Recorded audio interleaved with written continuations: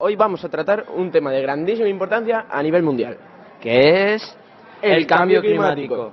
¿Y qué es el cambio climático? Bueno, lo primero de todo es analizar las causas y ver qué es y por qué. Antes de nada, cabe aclarar una cosa importante. El cambio climático como fenómeno no es nuevo. El clima de la Tierra siempre ha estado cambiando, nunca ha estado estático. A lo largo de millones de años ha habido periodos más fríos, como son las glaciaciones, y periodos más cálidos. Estos cambios naturales pueden deberse a factores como la actividad volcánica, variaciones en la órbita del planeta o alteraciones en las corrientes oceánicas. Vamos, fenómenos de gran magnitud. El clima siempre ha tenido altibajos, incluso dentro de las propias glaciaciones o periodos más cálidos. Por ejemplo, la pequeña edad de hielo, ese periodo frío entre la Edad Media y la Edad Contemporánea que realmente no fue una edad de hielo, pero sí trajo inviernos más duros y más nieve. Es un pico más frío dentro de una época caliente, digamos. A veces ni siquiera hacen falta siglos, quiero recordar que en los años 70, 80 hubo ahí algunos años más fríos de lo normal, que no es nada, es simplemente un invierno un poco más duro, un poco más de nieve, o un poco menos de temperatura, pero vamos, que el clima nunca está estático, siempre hay picos dentro de los periodos fríos y los periodos calientes. Pero aquí está la diferencia. Esos cambios naturales ocurrían a lo largo de cientos o miles de años. Lo que estamos viviendo ahora es distinto. La actividad humana está provocando una aceleración extremadamente rápida de la variación del clima. Lo que de forma natural tardaría cientos de años, miles, está ocurriendo en apenas unas décadas. En resumen, que no estamos inventando el cambio climático, lo estamos empujando a una velocidad que el planeta no lo puede absorber con normalidad. Ahora vamos a hablar de las causas. Vale, la principal causa es la quema de combustibles fósiles. El uso del carbón, petróleo y gas natural para producir electricidad, mover vehículos o alimentar industrias es la causa más importante de esta aceleración en la variación del clima y el calentamiento global. Cuando estos combustibles se queman, liberan dióxido de carbono y otros gases de efecto invernadero. Estos gases se acumulan en la atmósfera formando una capa que atrapa el calor del sol. Es un proceso parecido al del invernadero. La energía entra, pero no puede salir fácilmente. Otra causa es la deforestación sin medida.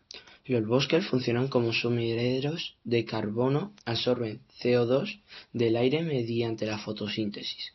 Cuando se talan o queman árboles para la agricultura, ganadería o urbanización ocurren dos problemas al mismo tiempo. El primero es se libera el carbono almacenado en la madera y el segundo se pierde la capacidad de absorber el CO2 en el futuro. Es decir, no solo aumenta las emisiones, sino que disminuye la defensa natural del planeta contra el calentamiento global.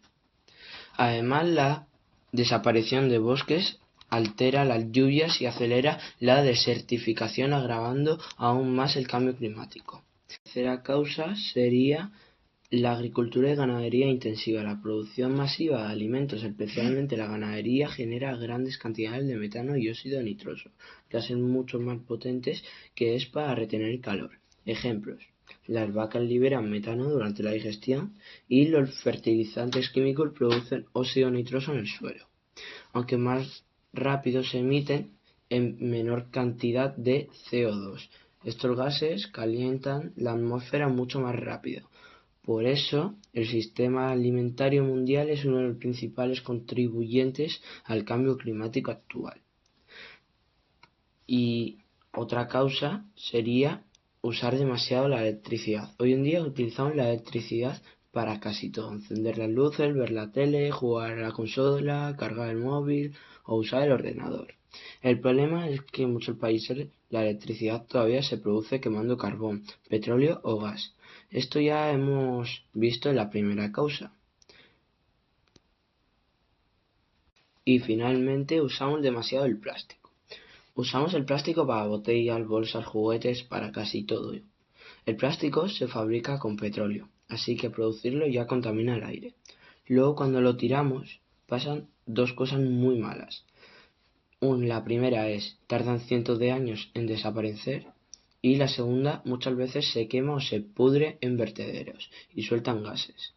En cuanto a los gases, otra más que contribuye a la primera causa, además del plástico, contamina mares y confunde e intoxica animales, así que no solo afecta al clima, sino también a la naturaleza. Ahora pasamos con las consecuencias, que es tal vez la parte que más cunde en la conciencia de la gente, donde realmente nos damos cuenta de lo que puede provocar esta aceleración del clima. Vale, uno de los problemas e impactos más evidentes tal vez son las sequías, y no solo que haga calor. Los veranos cada vez son más largos, secos y calurosos. Los ríos bajan su caudal, los embalses se vacían y la agricultura se ve obligada a usar más agua para mantener los cultivos, lo que a veces deja menos recursos para ecosistemas, generando conflictos sociales y medioambientales. Esto afecta al equilibrio natural. Por ejemplo, en Doñana. En Doñana la verdad tienen muchos problemas entre agricultores y conservacionistas y el medio ambiente, sí. Y esto no es solo un problema que dure solo unas semanas, es que a veces las sequías se repiten varios años consecutivos, haciendo que los embalses no recuperen del todo y que los ríos se mantengan con muy poco caudal, incluso aunque llega en otoño. Este año, por ejemplo, que parece que está lloviendo un poco más, parece un año un poco más normal, no tan malo el invierno como los inviernos pasados, que fueron bastante más suaves, pero es que aún así no da tiempo a que se compense en lo que se pierde en verano a lo que se gana en invierno, ese déficit hídrico.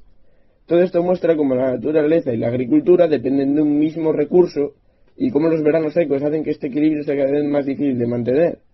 Y eso son la agricultura y la naturaleza son los dos grandes grupos que necesitan el agua, pero luego es que para cualquier cosa necesitas agua, literalmente para todo. En la vida cotidiana usamos muchísimo más agua de lo que parece, y es que todos los seres vivos dependemos de un mismo recurso, humanos como cualquier otro ser vivo, y cuando escasea ese recurso, pues ese equilibrio se vuelve cada vez más débil, más débil, más débil.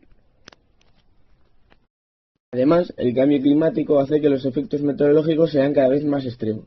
Y no hablo solo de lluvias un poco más fuertes, sino de tormentas intensas, lluvias torrenciales, inundaciones repentinas y hasta huracanes más poderosos.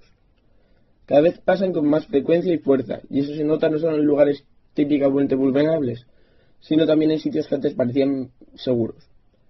Por ejemplo, me acuerdo ahora de la Dana que afectó en Valencia hace un par de años. Muestra cómo lluvias muy intensas pueden ocurrir de repente en zonas que antes no era tan común, o que al menos antes era muchísimo más, porque por ejemplo en Valencia hay danas todos los años, pero que antes no era tan repentino o no era tan fuerte era la tormenta en sí. La cosa es cómo afecta a todo a la vez. Cuando hay una tormenta fuerte no solo se pone en riesgo a las personas y sus casas, que también, sino que también se complica la vida a todo en general, el medio ambiente, los ecosistemas. Los ríos se desbordan, los suelos se erosionan, los cultivos se pierden, y también hay efectos en la economía, carreteras cortadas, cosechas dañadas, infraestructuras colapsadas o afectadas, y esto se repite cada vez más seguido. En general, estas tormentas muestran cómo el clima está cambiando su ritmo natural, los eventos que antes parecían raros ahora son más comunes, y eso hace que tanto la naturaleza como las sociedades tengan que adaptarse muy rápido, a veces incluso más rápido de lo que se podría. Otra cosa que quiero explicar un poco más es el deshielo, o sea, la pérdida de grandes masas de hielo, y especialmente de las cordilleras. Un glaciar no solo es un gran bloque de hielo, está formado por varias partes, y tal vez la más representativa es la lengua del glaciar, esa cola que baja por el valle, pues esa es normalmente la primera que desaparece. La gente muchas veces piensa, un glaciar, muy grande, qué bonito, pero no. Esa lengua en realidad se forma porque varios glaciares pequeños van alimentándola, juntándose. No es un solo glaciar, sino son muchos que forman uno grande. El problema viene cuando los glaciares laterales dejan de aportar hielo y entonces el glaciar principal empieza a reducirse muchísimo. Un ejemplo que me gusta y que yo mismo he visto es el glaciar de Gorner, el Gorner Glacier en el Monte Rosa, en Valais, Suiza. Y tú ves fotos antiguas y aunque la lengua no era muchísimo más largo que ahora, porque la geografía del valle no lo permite, era mucho más espesa, mucho más impresionante. Y si te fijas, había muchísimos glaciares laterales que iban aportando hielo constantemente, que no eran espectaculares, no eran los principales, pero son los que más contribuían, porque iban alimentando la lengua principal a lo largo que ésta iba quedándose sin hielo, como prolongándola. Hoy esos pequeños glaciares ya no llegan, ya no aportan. Yo, por ejemplo, cuando lo vea, no van a estar conectados ya esos glaciares, se quedan muy arriba, no llegan al fondo del valle. Y es más, hasta hace 2 años yo creo que había mínimo 2 glaciares bastante grandes que conectaban con el principal, y ahora se han cortado. Así que es como si se quedara sin suministro de hielo. Muchos glaciares están justo en esa fase ahora, O sea, que estamos en la calma antes de la tormenta, por así decirlo, porque tú ves el glaciar y vale, tampoco ha cambiado mucho. Pues es precisamente por eso, porque los glaciares justo acaban de romper, justo acaban de no llegar, y ahora esa lengua se va a retroceder muchísimo. Otra cosa que me flipa es que los científicos pensaban que glaciares se retrocederían poco a poco, paso a paso, de atrás adelante. Pues no. Se está viendo que toda la lengua puede derretirse al mismo tiempo, y si miras fotos recientes aparecen agujeros, canales de agua por encima, cuando hace unos años estaba perfecta. Aparecen sumideros de agua, ríos por debajo del hielo, que esto pues hace que se derrita aún más rápido. Por encima de la lengua de hielo está la zona de acumulación, una zona donde se deposita nieve y genera hielo nuevo. Esa zona es tal vez un poco más segura porque al tener nieva constantemente porque está constantemente bajo cero, o al menos a pocos grados, y es más, en algunos glaciares de Suiza se esquía hasta en verano, en esas zonas se aprovecha, y hay estaciones que no cierran en todo el año, y se esquía ahí todavía todo el año, hasta en agosto. Y esa es la parte que tal vez aguante más tiempo mientras el resto del glaciar se derrite.